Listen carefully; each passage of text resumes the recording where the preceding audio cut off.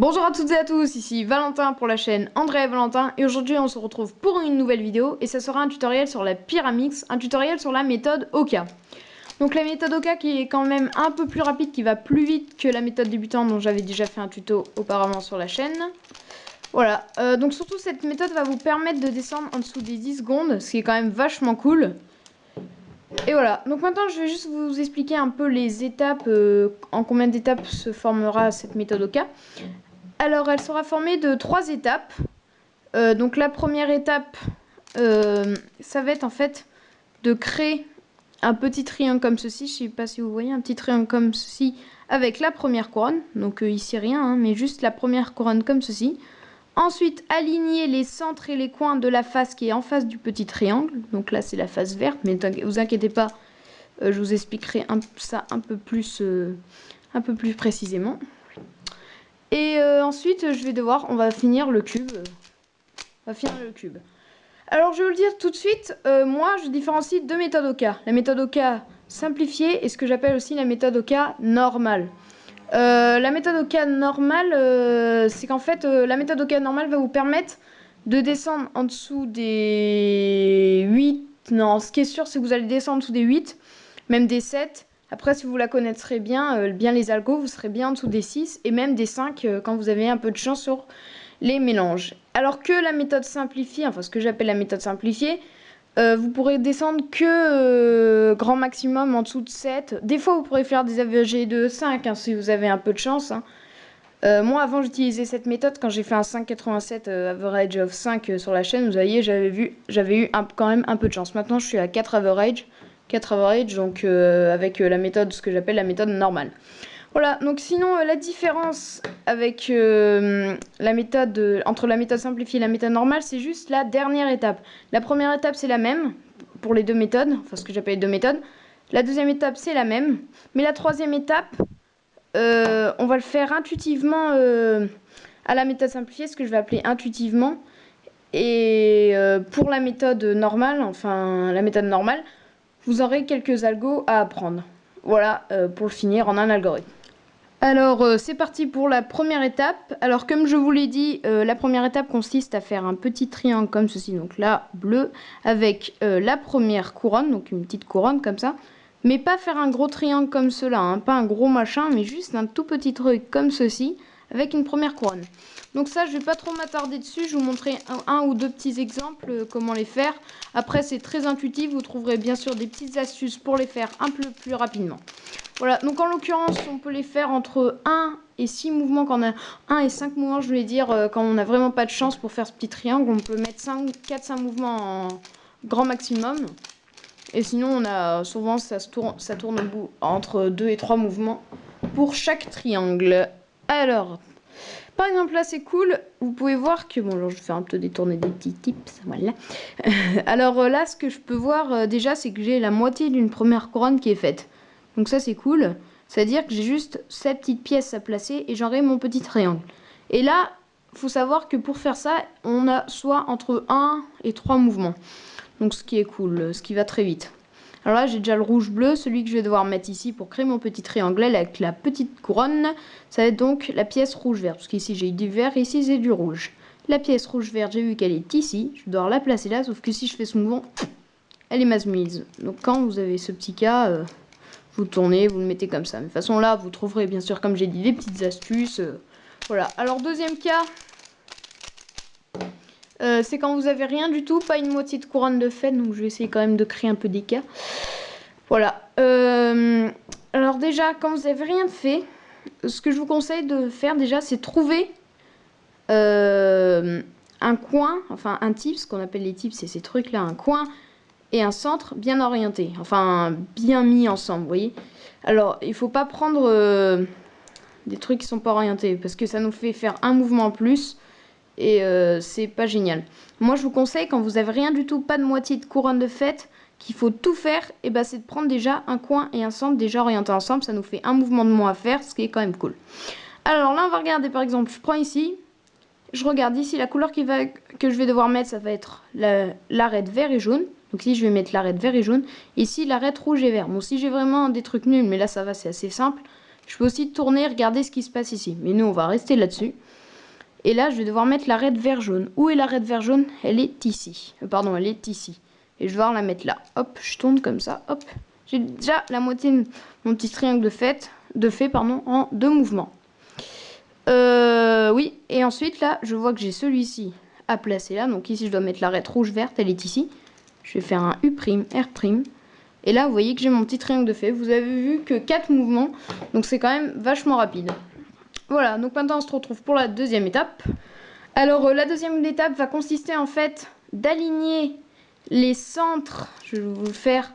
D'aligner les centres et les coins. Donc vous voyez que ça fasse des petits trucs comme ça, bleu, bleu, bleu, bleu, bleu, bleu, de la face qui est à l'opposé de notre petit triangle qu'on avait fait. Donc celui-ci qu'on avait fait, je vous rappelle, il faut faire aligner les centres et les coins de la face qui est opposée. Donc là par exemple, donc je vais mettre comme c'était avant.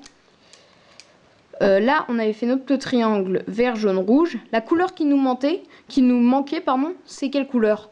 On a la couleur vert, jaune et rouge. Donc la couleur qui nous manquait, c'était la couleur bleue. Donc sachant que c'était la couleur bleue qui nous manquait, obligatoirement la face bleue va se trouver ici. Parce que comme ici on a du rouge, ici se trouvera la face rouge. Comme ici on a du jaune, la face jaune se trouvera ici. Comme on a du vert, la face vert se trouvera ici. Voilà, donc là déjà on sait que la face bleue va être ici. Et donc on va aligner nos centres et nos coins. Et on va les orienter, donc nos centres et nos coins de la face bleue, et on va les mettre sur la face bleue. Vous voyez là, ils étaient comme ça, hop, j'ai le bleu comme ça, vous voyez le centre et le coin ils sont bien orientés, enfin ils sont bien placés, juste à le tourner, et c'est bon, il est sur sa face. Ensuite, quand j'ai fait ça, là on va appeler ça une zone de travail. C'est bon, lui il a fini de travailler, rentre chez lui. On va passer au deuxième. Donc j'ai monté la droite, et à lui maintenant de placer le centre et le coin bleu ici. Alors là, je regarde, le centre bleu, il est là, et le coin, il est là. Donc je vais d'abord orienter le centre et le coin. Voilà, je les ai orientés, et je les place. Et voilà, donc là, j'ai déjà les deux trucs de fait sur 3. Et ensuite, lui, il a fini de travailler, rentre chez lui. Maintenant, on passe à lui, dans sa zone de travail. Alors lui, c'est cool, il y a déjà le coin et le centre bien orientés. J'ai juste à faire un mouvement U, et c'est bon, il est rentré. Et alors ça, voilà, là, c'est cool, on l'a fini. Vous voyez, c'est tout placé.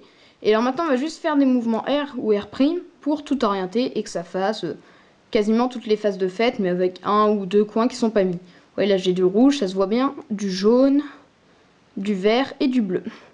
Et voilà, et là maintenant, c'est maintenant qu'on va différencier la méthode simplifiée au cas et la méthode normale. Donc je vais bien sûr commencer par la méthode simplifiée. Allez, c'est parti. Alors, juste un petit point commun entre la méthode simplifiée et la méthode au cas à la dernière étape, c'est qu'en fait, juste les premiers mouvements seront les mêmes. Enfin, les premiers mouvements, vous allez comprendre. Quand vous avez, je vous rappelle que le petit triangle qu'on avait fait, c'était celui-ci. On a aligné donc nos centres bleus. Et alors, quand on a fait ça et qu'on a bien orienté et qu'on voit bien donc les faces rouges, jaunes, où elles vont être, et ben on va regarder sur notre face en bas, donc notre face qui était en bas de notre petit triangle. Donc là, en l'occurrence, c'est la face verte. On va regarder cette face verte et on va voir la pièce intrus. Là, par exemple, j'ai pas de pièce intrus. Là, j'ai pas de pièce intrus. Ah, ici, j'ai une pièce intrus. Ici, c'est ma pièce intrus. Normalement, il devrait avoir cette pièce, le vert bleu ici, mais il y a du jaune bleu. Alors, c'est normal, c'est ce qu'il faut. Voilà, c'est normal. Donc, ne vous inquiétez pas. Voilà, donc maintenant, ça c'était l'intrus, il est là. Et je vais donc maintenant regarder donc cette couleur. La couleur qui se trouve ici, c'est du jaune et du bleu. Et alors, le jaune-bleu, il va falloir donc le placer où il doit aller. Donc là, le jaune-bleu, il doit aller ici, entre le bleu et le jaune. Donc je vais juste le faire, un petit mouvement U, L', je vais le placer, je vais le décaler pour pas qu'il se fasse bouffer. Et voilà, et alors là... Et ben alors là, c'est là qu'on va différencier la méthode simplifiée et la méthode normale. Alors la méthode normale, il faut faire pareil, hein. D'abord placer notre premier coin. Et maintenant, on va finir en un algorithme. Et pour la méthode, ce que j'appelle la méthode simplifiée, et ben on va refaire ce qu'on a fait là. On va placer le coin. Et on va placer le coin. Donc je vais commencer par la méthode simplifiée. Donc là, je regarde le jaune-rouge, il doit aller où? Il doit aller ici. Donc, je vais juste faire un mouvement L', U, L, c'est bon, donc je l'ai décalé hein, pour pas qu'il se fasse bouffer. Et donc nos deux pièces qu'on a placées, elles sont bonnes. Et alors quand on a fait ces petites pièces, pour la méthode simplifiée, vous aurez juste un petit algorithme à apprendre. Donc normalement, si vous connaissez la méthode débutante, c'est celui-ci. Alors quand vous avez placé donc vos trucs, vous pouvez avoir ce cas de figure.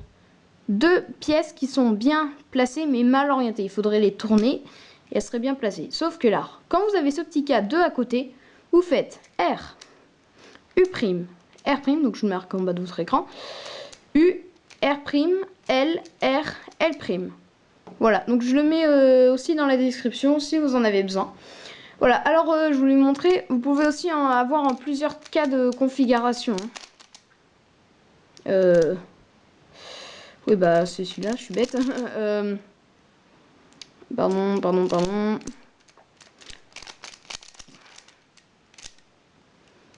J'arrive pas à le créer. Attends, je vous retrouve tout de suite pour créer mon cas que je cherche là. Voilà le cas que je cherchais, c'était celui-ci.